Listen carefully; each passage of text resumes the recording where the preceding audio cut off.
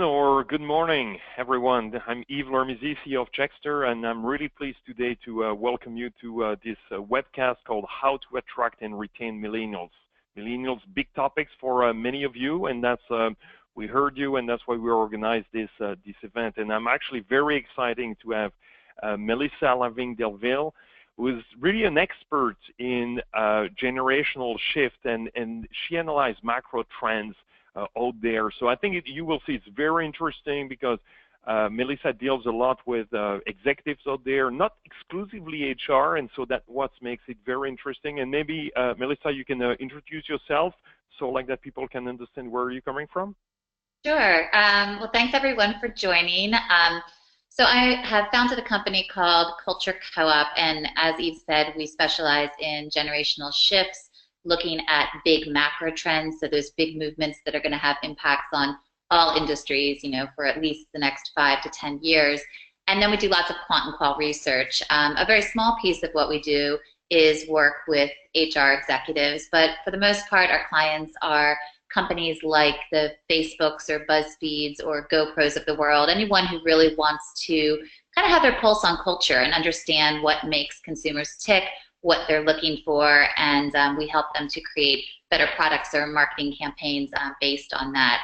I've been doing this type of work for about 15 years. I was in-house at a few organizations, Creative Artists Agency and NBCU, before starting Culture Co-op, and I probably worked with, over 100 to maybe 150 different companies. So a lot of the challenge with this is taking these concepts, which often can feel big and somewhat esoteric, and making them applicable to everyone from the P&Gs to the Nikes to the HBOs of the world. Very good. Very interesting and exciting. And you mentioned the word culture, and that's true that within the talent management, culture is paramount and very important. And so quick introductions about the Checkster, and then we'll jump right in.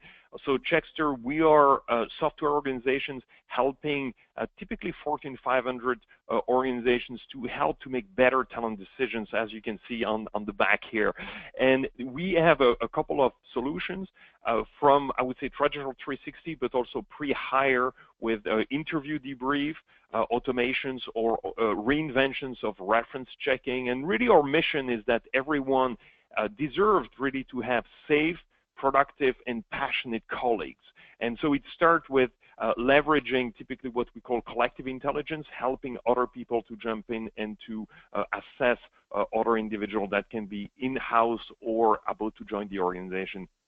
And some of the way to assess people, especially when we use collective intelligence, colleagues, past colleagues, can be very efficient for cultural assessments like we already spoke about. So that's one of the elements where we have been helping many of our customers to do. One of the key things that we see as well as a big trend is that the key competitive differentiator for organizations going forward will not only be about finding individual, but we see really two big trends. One is the fact of branding yourself and as an organization culturally and otherwise to make sure that you attract the right individuals. And on the other hand is to make sure that once people apply and wants to work with you, you're selecting the best. And those are the two big trends out there. And often we're asked about, hey, this is very interesting, but how do we have to communicate differently with Gen X or Millennials or Gen Z, like you will see and we'll speak today. So hopefully we'll touch on many of those topics today that can help you to be a better employer brand or refine your employer brand and be as good as you can. And obviously we can help you on some of that to track some of those elements, but also to screen accordingly. So we'll discuss about that. You should have on your screen as well the ability to ask questions. So I invite you to do so, and we'll try to address them as we go along. We want this to be an interactive sessions for a good 30 minutes or more if we find some good topics. So to get started, maybe Melissa, what we could do is to start thinking about the when you think about the generational and essentially the macro trends that can affect the big social changes in organizations and the workplace today. What have you seen as the major macro trends out there? Yeah, and just, before jumping into that, one thing to note, I think, before we go too deep is, obviously there's just so many different ways to look at populations of people and what's happening in the workplace. Today, we're going to really hone in on a generational approach, but we fully understand that, there's differences of life stage, there's differences of demographics. So focusing today on the generations. But before we get to the generations, to your point, Yves, there's some bigger macro shifts that are happening that are having some pretty dramatic sort of implications for the workplace. The first one that I really like to talk about is what we're calling DIY education, or do-it-yourself higher education. It used to be the idea that, education was a bit of a formula and everything kind of happened in lockstep. You went to high school, hopefully you graduated high school, you applied to lots of colleges, your safety schools, you got into one, you went through that 4-year program, and then, maybe you did a few internships along the way and you entered the workforce. What's happened is, and largely because of the millennial generation's experience with higher education, is that people are rethinking that quite a bit. It's not going to be news to anyone on this call that, clearly here was a generation, a massive generation that was told, if you check off all the boxes, if you get this GPA, if you get this score on your SATs, if you do your community service and your extracurriculars, X, Y, and Z, then you'll get into this school. And if you were able to do that, then you're going to be able to get a great job. And then, of course, what happened is a lot of millennials did get into those great schools. They took on extraordinary debt so that they could ultimately, make it through those 4 years, only to graduate into what we know now as a massive recession and not have jobs. So I think a lot of people are rethinking, does that really make sense? Is it responsible to put so many people into debt when, quite frankly, we're not sure what is going to be on the other end of that 4-year degree? So we asked young people, so this would be the generation right below millennials, so individuals who are in their teens up to about 22 years old right now. We're calling them Gen Zs.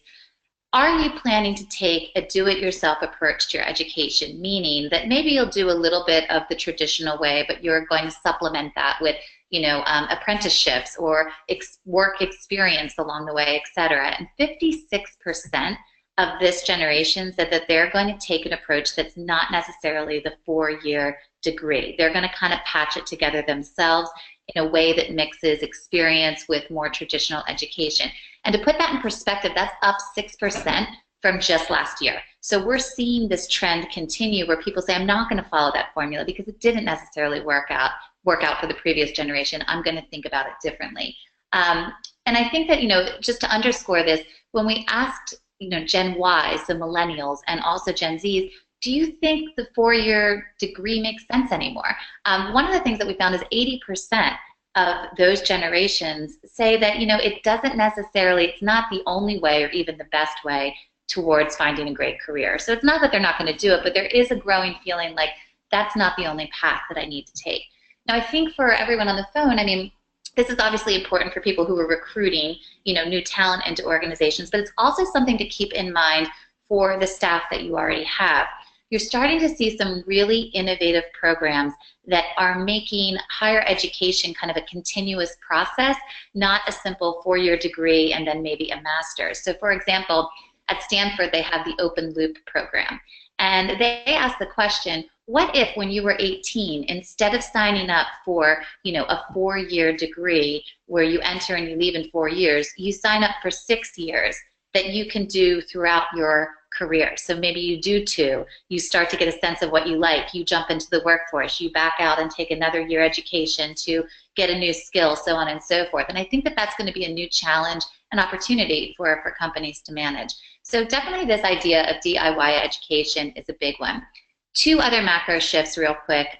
Yes. Melissa, maybe on the DIY education, which really interesting what you said. What we've seen as well with, for instance, some staffing firms or even traditional corporates is that they offer trainings, online educations, like there are many, Coursera and the likes, and what they also allow people is to have new graduations in new skills, but then they're also the first one to know when people graduate and hence be ready to hire those people or place them if it's a staffing firm. So it's interesting how those 2 trends could interlock and help you to position added value for your the talent that is out there. So that's very interesting. And I haven't heard about the 6 years brought it over a career. So it's very interesting.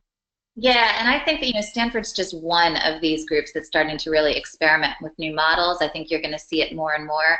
And, I think that, to your point, it's a great thing for companies to offer is some sort of, acknowledgement that used to be the exception to the rule, that further education. Not everyone, went to go get their master's or expected to continue their education past that, 4-year degree. And now it's kind of becoming the new normal. People expect to continue to learn and develop, in an academic setting, whether it's online or in the classroom. Another big shift that's happening, and I think a lot of us have seen this, is of movement towards independent work. There is a new set of indie workers out there, and this is going to have implications on all organizations. We're not just talking about the Uber drivers here. We're talking about the fact that in just about 2 to 3 years, by 2020, it is predicted that 40 to 50% of all working adults will have some form of independent revenue stream. Now, it doesn't mean that they're going to ditch their 9 to 5. They may still be working at a corporation, but perhaps they've got their Etsy shop on the side. Perhaps they are an Airbnb entrepreneur, or perhaps they've gone independent altogether. So this is a really new field. This just was not the case even 5 years back.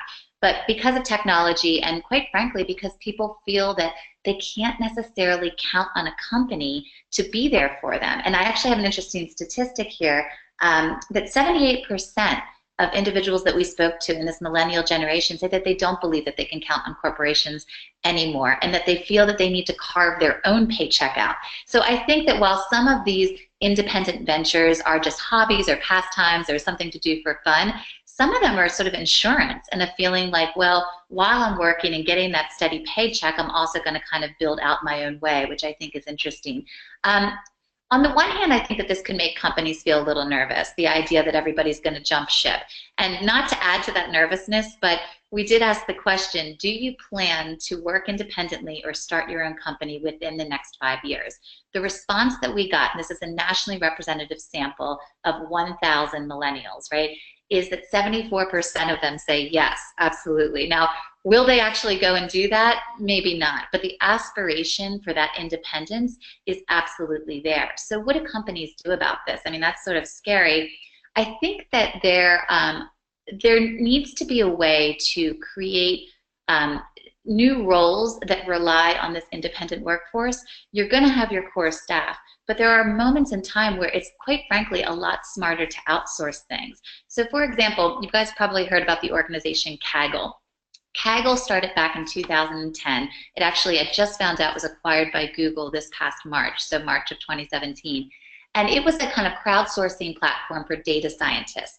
The idea was that if a company had a problem that they were struggling with and they needed a new solution for it, and they needed to tap into data scientists and engineers, they would create competitions, throw them out there to this global, group of people who like to mess around with numbers, figure out solutions to problems, and they would offer serious prize money for answers to come back. Now, NASA has used this, Netflix has used this, all sorts of organizations, and what they've found 9 times out of 10 is that they're getting better answers from people external to their own teams than they are getting in-house.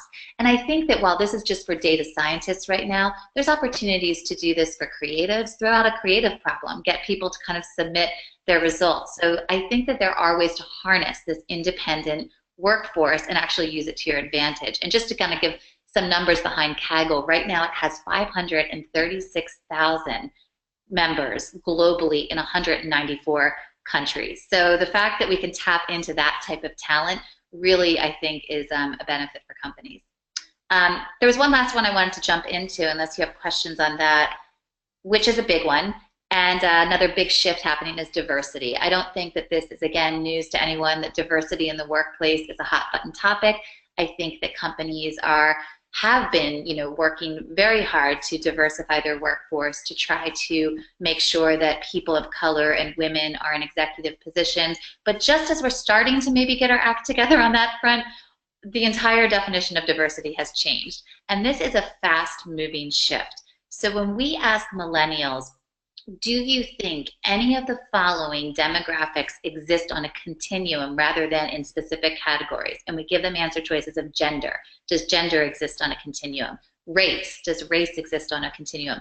Sexuality, does that exist on a continuum? 80% say that at least one of those they feel is on a continuum, not just in a certain box. So what does this mean for HR departments? I mean, I think the implications here are huge. All of a sudden, your office isn't color-coded pink and blue anymore. We need to rethink about the idea of what diversity looks like and what we're doing to accommodate this new definition of diversity. I also think it's worth noting that there's a lot of emphasis right now on equality, right? Equal pay. These are all great things. But when we talk to the next generation of girls, so when you're looking at the 22 and under set, 61% of them say they throw out the word equality altogether. They hate it. The idea of equality is sort of like, oh, we're going to be equal to the guys, right? Or we're going to finally, catch up to the guys. And they're like, I don't want to be equal to them. I'm cool being different. So it's an interesting concept. I don't think that they would disagree that equal pay makes a lot of sense. And, let's not throw out the baby with the bathwater. But I think really kind of, not just throwing that word around, because there is a stigma and a feeling that it's about women catching up. And in fact, they might just be kind of carving out their own pace. So these are some of the big shifts, DIY education, the gig economy and independent work, and changing definitions of diversity. That's very interesting and very topical, definitely. And again, if you have questions, please feel free to ask them along the way. What I'd like to ask you, and the first time we discussed, because I've been over time a little bit of a skeptical about, I would say, generation. And yeah. you touched a little bit about it at the beginning, because I always said, hey, yes, millennials are different than Gen Xers and then Gen Zs, etc.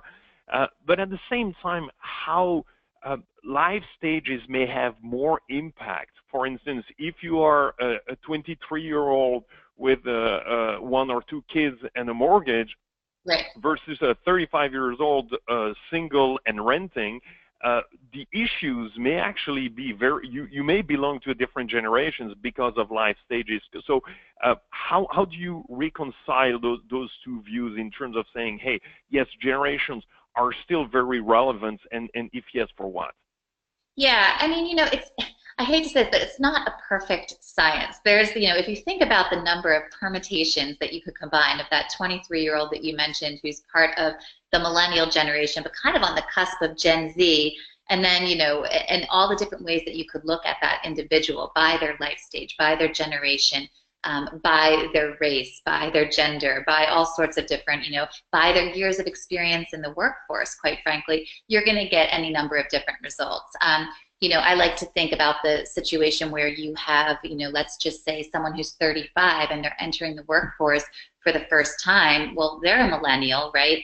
But they're going to be very different than, for example, that 23-year-old that you mentioned who may have been hustling since they were 16, doing all sorts of work and has had a ton of experience. So absolutely there's differences. It's also worth noting that even just within the generations, we like to kind of give the disclaimer that the generations are a continuum.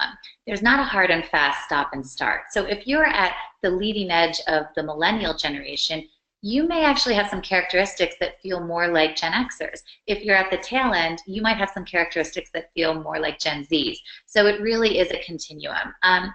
That said, what we see is that people's defining kind of sense of self, their view of the world, and their defining characteristics are often set during adolescence, during their teen years. This is due to kind of, how were they raised? What was their parents' generation like, and what values were instilled upon them? What world events were happening when they were coming of age that affected their perception of the world and their sense of self? What new innovations emerged that changed the way that they communicated and socialized? And some of these things are things that generations experience together. And that profoundly shapes who we are as individuals. Now, our life stages will get all mixed up and everything else will happen in our lives, but there are these things that kind of we all experience at a very formative time in our life that are going to shape our perceptions of the world and who we are as people. Got it. Now, very interesting. So can you do a quick reminder in terms of the generation, so like that people understand exactly where they are, especially Gen Z? I think not everyone is really aware of that, and the key main differences between them. Yeah, absolutely. So, Gen Xers, and a lot of us on the call might be Gen Xers, I'm one myself. You would be born between about 1965 and 1979.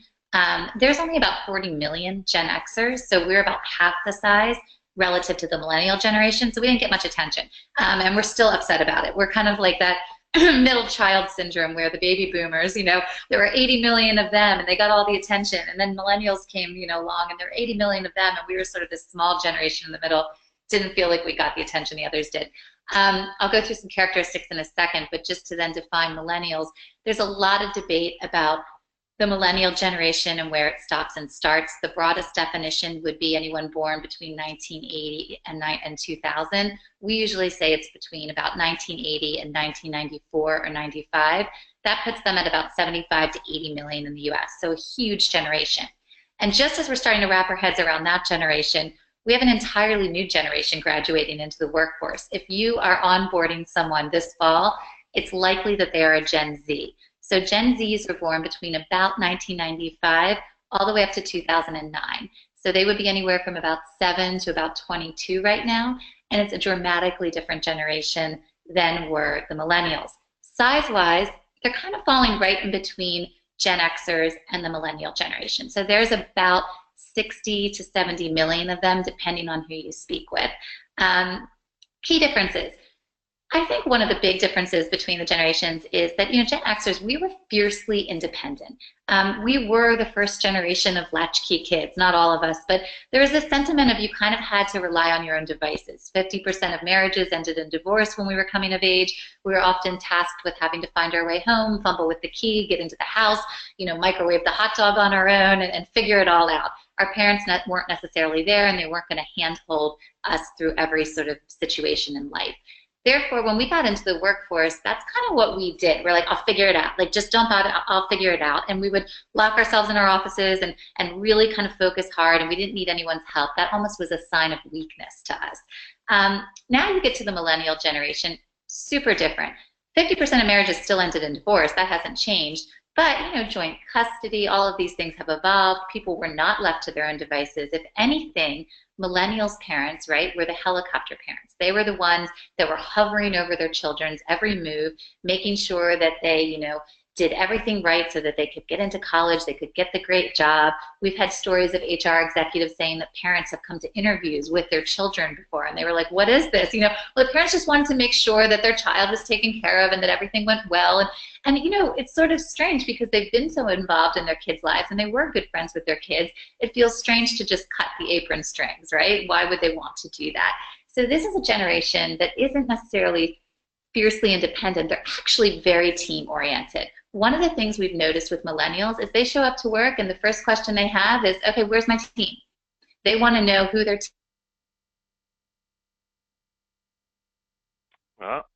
team members are because they've been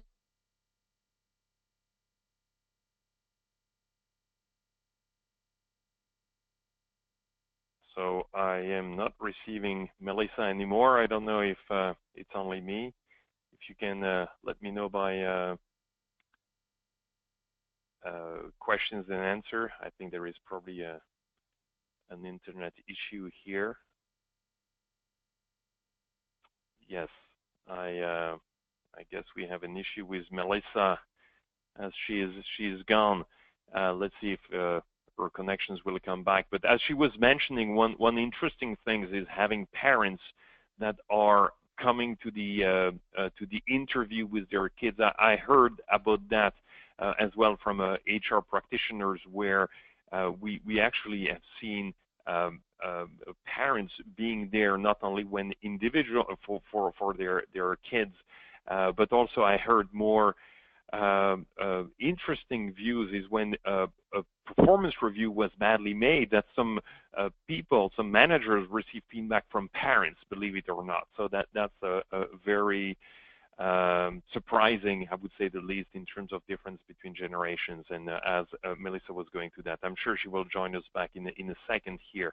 But just to summarize where we've been so far, so I've seen as some people join us, we first looked at the big macro trends that were happening, and according to the research that Melissa has done, 3 big macro trends. First, do-it-yourself education and with the changes that is happening. And so that can be leveraged by you as well in terms of offering those services to your own employees in terms of continuous education, but also in terms of services for people that are maybe to candidates in terms of courses, free courses. And I know some of our customers actually have done that with their own candidates in terms of, hey, you can learn what technology or things that can be taught through what they call MOOC, those online services that can help you to identify the best and also just to know when they are graduated, and so be able to recruit the best among those candidates. So that's number one in the big trends.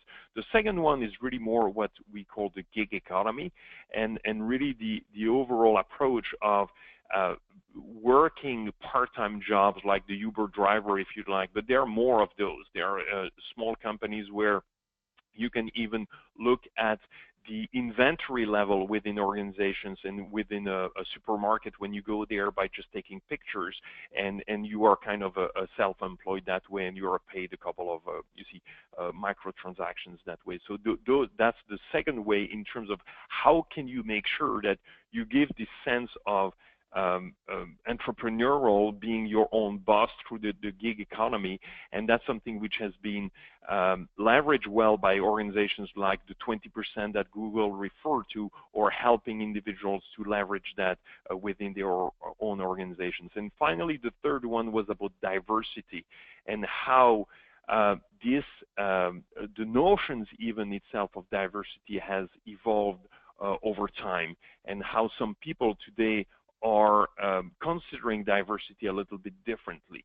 And so that's something which has been interesting. And the Gen Z, like Melissa was mentioning, where the younger generations don't necessarily want, especially women, they don't want to see themselves as catching up with the men, but essentially being different.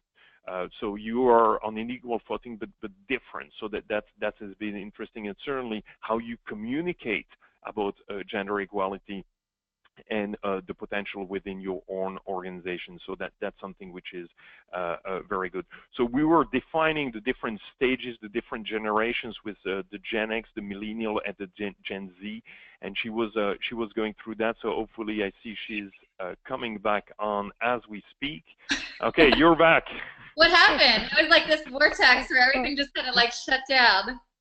I don't know. It's probably the internet that played funny, but I was just recapping what you were speaking about, and so you were just going through the Gen Z, right, in terms of what they're about. So maybe close on that one, and then we can go into in terms of the next question. Yeah, sorry about that. I'm not sure what happened.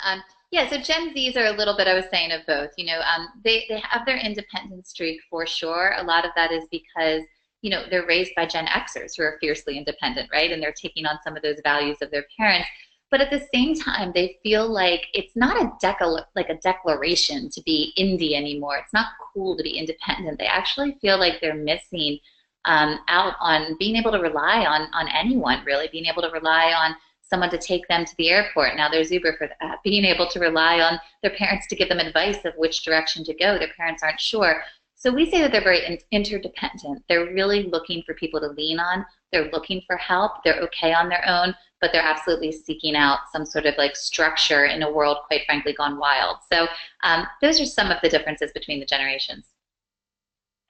And speaking about parents coming to help their kids, we have George here saying that he's a millennial, and when he worked at one of these organizations, they had to set a separate room for parents when they were coming to interviews, even though that was weird, but it was my generation still. I think it identified a certain kind of family status rather than millennials. So that's very interesting. So let's get into now about branding, and as we understand that people start to work sooner, as you mentioned, and I think you have some stat on that as well in terms of the Gen Z, how much they do gig work, etc. So the questions for organizations today from a branding standpoint is, how soon should companies start thinking about branding themselves towards the new generations, and how? Yeah, this is definitely a trend that we're seeing, this idea of adulting and young people kind of maybe skipping some of the steps of adolescence that we had before. I would say the sooner the better. We actually asked a question to, this 1,000 group sample nationally representative, and we said, what is the ideal age to launch a career? And I think that the answer is really surprising. So 16% now this is the millennials, but actually this is the younger Gen Z, so this is like 22 and under. 16% of that Gen Z cohort said it's never too early to start. So basically, like, you should be doing it now. 13% said the right time to launch a career is in their teens, and 33% said during college. So what that equals is that 62% of this next generation feel that they should be launching their careers before they even get their college degree. So I think that there really is a white space right there now for figuring out what's the right way to do that. I mean, I think that we all respect the fact that we want young people to have time to quote unquote be kids, to be adolescents, to not necessarily feel like they need to hit the ground running at 16, but there is an eagerness, especially with the tools today and the fact that, when we ask young people, how many of you are already doing some paid professional gig work? The numbers are, quite frankly, really surprising. 41% of Gen Zs say that they're already getting paid to do professional gig work. This isn't babysitting, mowing lawns. This is graphic design work or, helping someone to create their website. So they're already kind of doing it. I think that there's an opportunity for companies to reach out to them earlier. That's very important. 41% of Gen Z, that's amazing. That's nearly one in two that are doing some type of work. So I think as organizations are thinking about that, especially for like graphic design or whatever, I mean, things that can be outsourced to younger generations, that's a way definitely to brand yourself. We speak a lot about what attracts people, and there is always those lists, the 10 things that are most important for millennials or job seekers, etc. So the big one, obviously, are salaries and benefits and those type of things. So any insight there? Yeah, I mean, salary is definitely, compensation is at the top of their list. That is not a shocker. I think what is surprising, though, is expectations of compensation. So they're dramatically different based on the generation.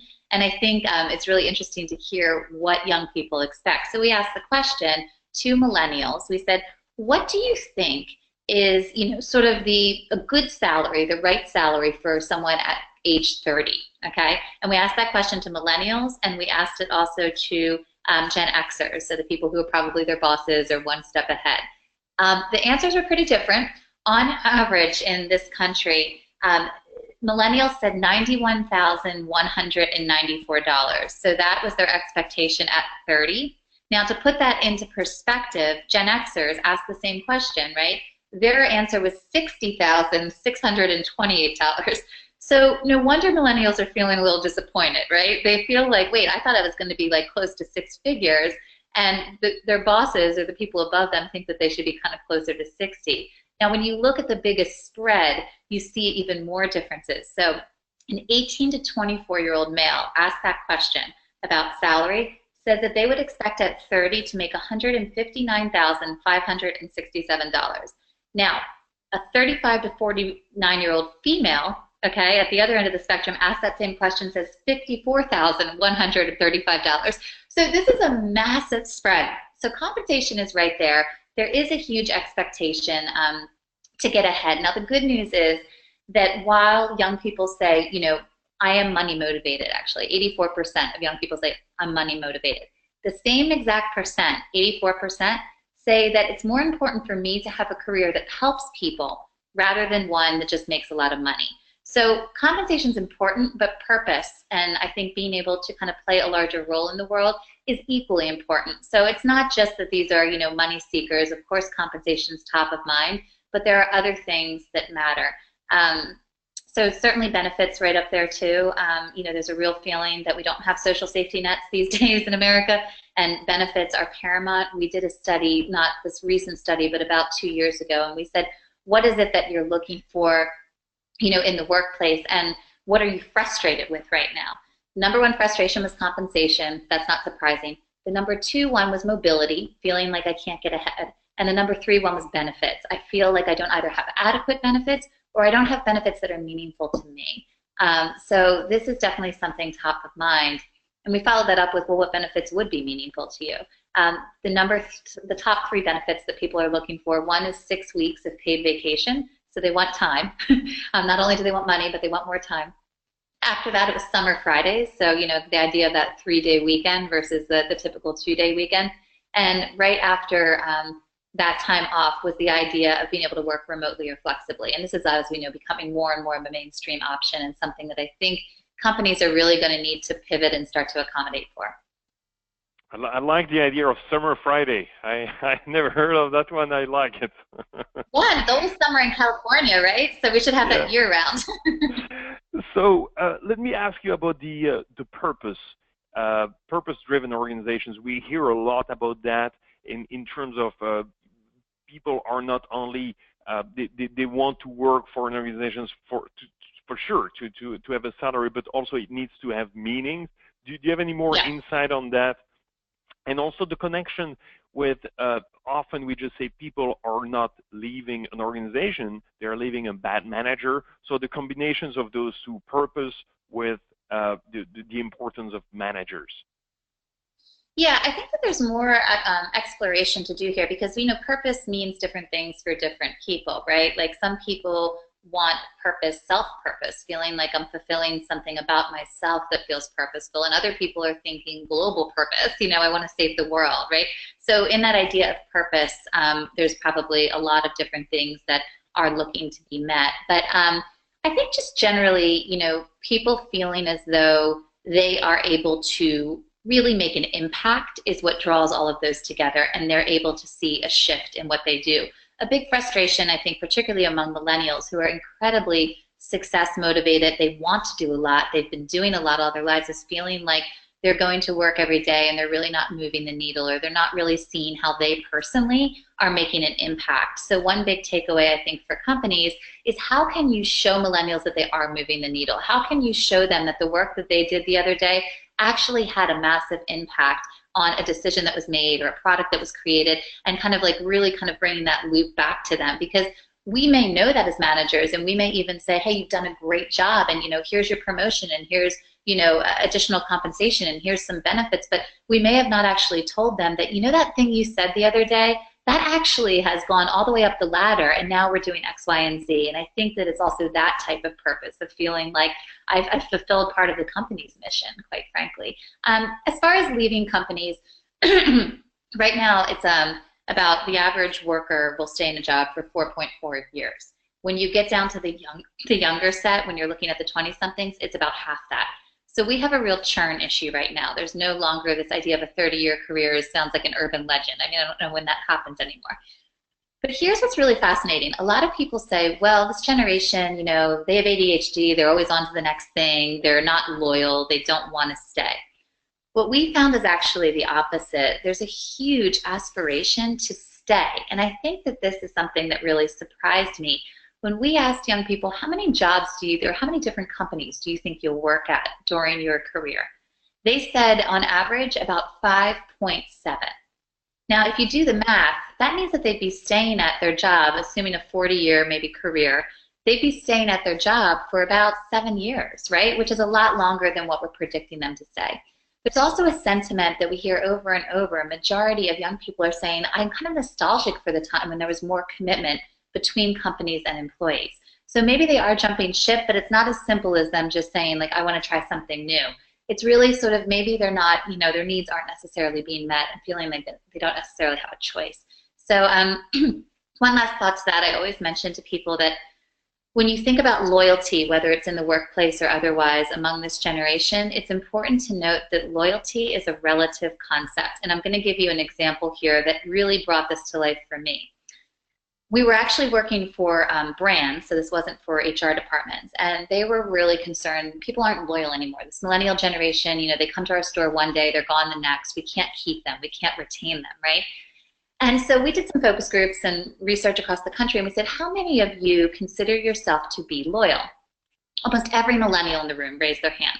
And we said, okay, well, what's a brand you're loyal to? And one of the millennials said, I'm loyal to the Gap. And we said, okay, well, how long have you been loyal to the Gap? And she said, well, I went there all last season. And, most of us were like, what? Like a season? That's not loyalty. We're thinking like 10 years, is like being a loyal consumer. But you have to realize that this generation is getting more messages, they're getting more marketing, they're getting more options, they're getting more opportunities than any generation before them. So being loyal when you've been offered all those different things for an entire season feels like a relatively long period of time. So do keep in mind that, even though it seems like this generation might be less loyal, it's also that they have a different definition in a quicker paced world. Got it. So speaking about loyalty and retention for organizations in terms of trying for them to keep employees, especially a good performing employee, as long as possible, one of the themes that often comes back and that pushed us at Checkster to provide those type of tools is the ability to provide ongoing feedback to individuals, especially millennials that are meant to say, what, do I need to wait a year to get my next performance review? Those type of things. So the idea is of having ongoing easy feedback or more on-the-spot feedback like we do provide to some of our customers. Any insight there in terms of how they can learn from that to grow, but also that they feel that they have the attentions of their peers and their managers in terms of keeping them on board longer? Yeah, this is an area where I think, millennials are really different than the generation that came before them. It's not to say that Xers couldn't accept constructive criticism, but we didn't really like to be told we weren't doing a good job or that we could do something better. We were sort of like, no, I got it. Don't worry about me.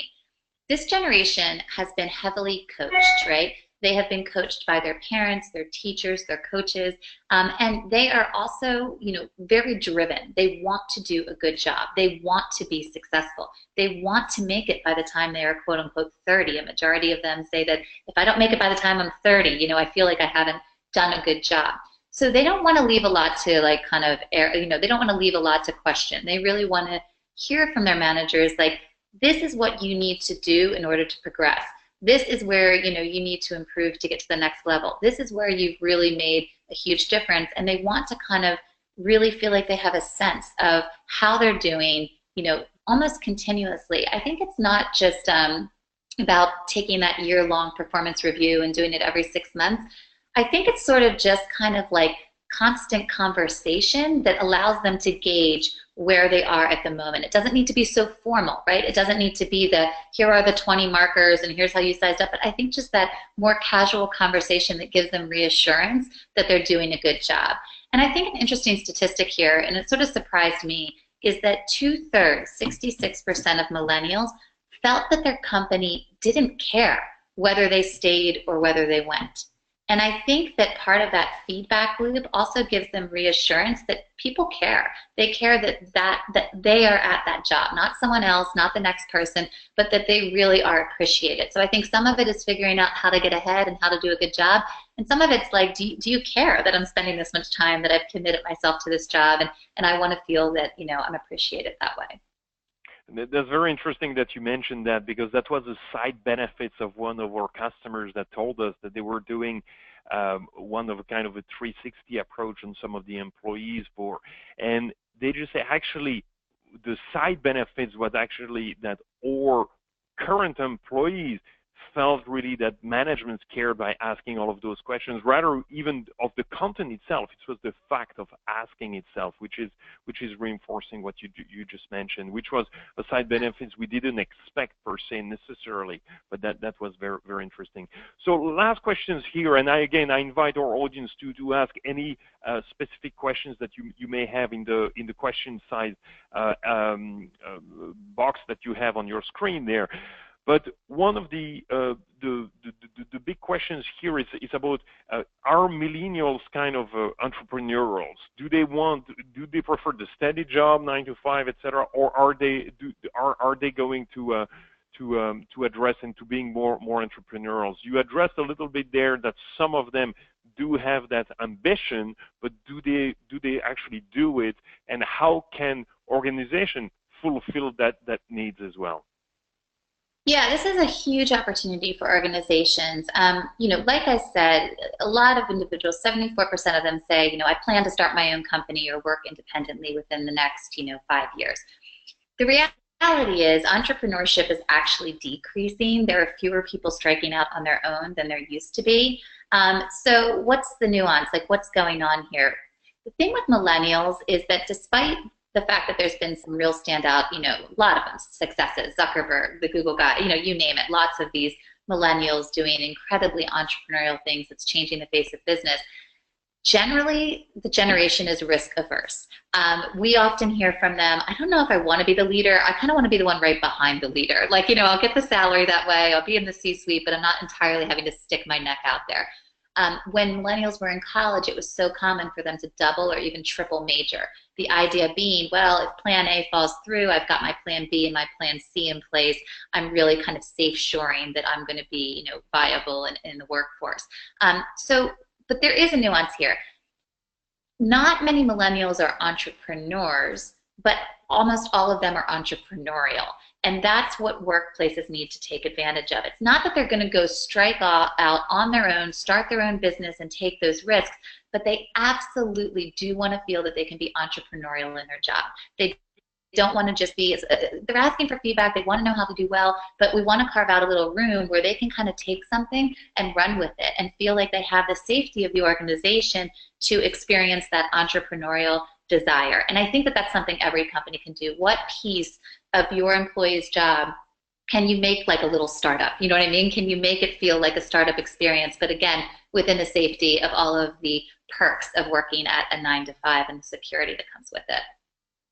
That's a very interesting distinction there between the entrepreneur that is betting the farm essentially versus the entrepreneurial environment that many large organizations can give. So that's something very actionable. So let's close on that. And I see there are a couple of questions, but one of them is really any specific practical tips. You see, because we often come to those webcasts, we listen, we just say, hey, great ideas, etc. But anything that our listener could go and hopefully act upon as soon as they will hang up or turn off the window here. Yeah, I mean, I think there's a few things. One of the things that I learned is, as we all struggle with some of these bigger issues, which might take a lot of organizational change, figuring out how to tap into the independent workforce or figuring out how to restructure our HR departments to accommodate new forms of diversity and so on and so forth. These are big things and these are going to take time. But when we actually ask millennials, what are some of the sort of perks or benefits that you would really appreciate in the workplace? And we put everything from, getting to do community service with, my colleagues, or, just like the types of things that we all think of, when we think of perks, or, having extracurricular teams after work, or going out for drinks, all that stuff. The ones that rose to the top were really simple things to do. Surprisingly, the number one thing that they want is fresh air. Fresh air. Apparently, we don't get enough of it. We're inside too much. So I would say, like just open up some windows. That's one thing. A second one, and this, kind of plays into, I think, a stereotype, but snacks. They want snacks. This is super cheap to do, right? Just get them some more snacks to munch along during the day. And last but not least, the number 3 thing that they mentioned, and this one might not be one that you want to act on, but they'd really like good-looking colleagues. Now, I know we can't act on that, but there's something to be said about hiring that hot intern, I'm just kidding. But the point is that some of this stuff is complicated, right? And some of this stuff is going to take a lot of money, a lot of restructuring, and some of the stuff is really simple. On a more serious note, and going back to that feedback loop, I think that the most important thing that you could do that's really quick and easy is, be in conversations with your employees.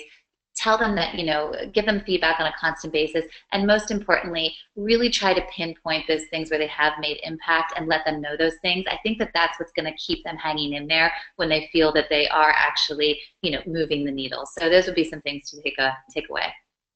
Yeah, and those are very actionable and easy, because often, as you said, there is a perception that, hey, it's unreachable, it's out there. But I mean, the fresh air, the snacks, etc., those are very easy to act upon and to offer that to most workplaces. So that has been great. So Melissa, if people want to be in touch with you, etc., where can they find your work and some of your writing and or presentations? I know I wrote a little blog on some of presentations that you did at the Fortune conference that was actually speaking about Gen Z and many other trends that was very interesting. But where can they find more about your work? Yeah, well, what would be great is after this call, we can circulate the information so you guys don't all have to jot it down now. But my company website is theculturecoop.com. So no dash, just TheCultureCoop.com. And you can reach me at melissa@theculturecoop.com. And certainly I'll circulate more information. Another place you might want to check out is we produce a annual trends publication that actually is free, and it's quite substantial. Our next one is coming out in about 4 weeks. It's called Humanly Magazine, and you can get a copy of that at humanlymagazine.com. So HUMANLY magazine.com. And that's where we really kind of put our stake in the ground for the year of here are the big shifts and the big macro movements that we think are going to be meaningful for everyone. So those are 3 places that you can get a hold of me. Wonderful. Melissa, thank you very much, and I hope it was really insightful and interesting for our audience, and maybe we'll reorganize one when your book and your trend book is out. So thank you very much. I would love that. I would absolutely love that. All right. Great. Thank you so much. Thank you, and thank you for coming. Bye-bye. Bye.